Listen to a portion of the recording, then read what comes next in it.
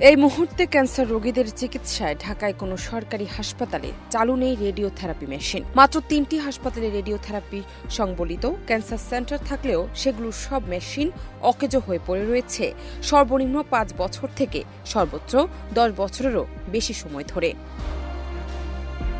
ঢাকার বাইরে মাত্র ২টি সরকারি হাসপাতালে ২টি মেশিন চালু রয়েছে, অর্থাৎ সারা দেশে সরকারি পর্যায়ে বর্তমানে মাত্র ২টি রেডিওথেরাপি মেশিন চালু রয়েছে। বিশেষ করে দেশের একমাত্র বিশেষায়িত প্রতিষ্ঠান জাতীয় ক্যান্সার ইনস্টিটিউট ও হাসপাতালেরও সবগুলো রেডিওথেরাপি মেশিন অকেজো হয়ে পড়ে রয়েছে। এমনকি সারা দেশে সরকারি রেডিওথেরাপির সংবলিত ক্যান্সার সেন্টার রয়েছে মাত্র ৭টি প্রতিষ্ঠানে।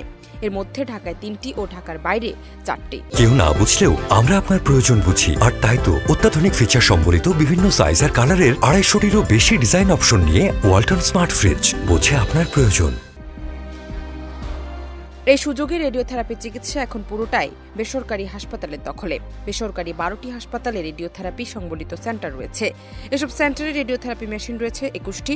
সরকারি পর্যায়ে রেডিওথেরাপি চিকিৎসার এই চিত্রকে হতাশাজনক বলে মনে করছেন চিকিৎসকরা। এ ব্যাপারে জাতীয় ক্যান্সার হাসপাতাল ও ইনস্টিটিউট পরিচালক অধ্যাপক ড জাহাঙ্গীর কবির দেশ রূপান্তরকে বলেন, দেশে যত ক্যান্সার রোগী আছে তাদের ৭০% রেডিওথেরাপি চিকিৎসা লাগে। প্রতি বছর নতুন করে ১.৫ লাখের বেশি মানুষ ক্যান্সারে আক্রান্ত। ঢাকা মেডিকেল কলেজ হাসপাতালের ক্যান্সার বিভাগ clinical oncologist doctor Nazirul Mubin দেশ রূপান্তরকে বলেন, ক্যান্সার চিকিৎসায় বাংলাদেশ উল্টো রথের যাত্রী হয়ে গেছে। ২০০৮, ২০০৯, ২০১০ সালে ঢামেক হাসপাতালে লিনাক মেশিন চালু ছিল। 3 ডাইমেনশনাল রেডিওথেরাপি দেওয়া যেত। ২০০৫ সালে এসে সেই হাসপাতালে কোনো মেশিনই নেই। বেসরকারি ব্যবস্থাপনায় কিছুটা বেড়েছে, কিন্তু সেগুলোতে অন্যান্য রোগের মতো ক্যান্সার চিকিৎসাও ব্যয়বহুল। ফলে রোগীরা আসলে চিকিৎসা পাচ্ছে না, বিনা চিকিৎসায় মারা যাচ্ছে। এটা খুব খারাপ বাস্তবতা। জান্নাত নিপু, দেশ রূপান্তর।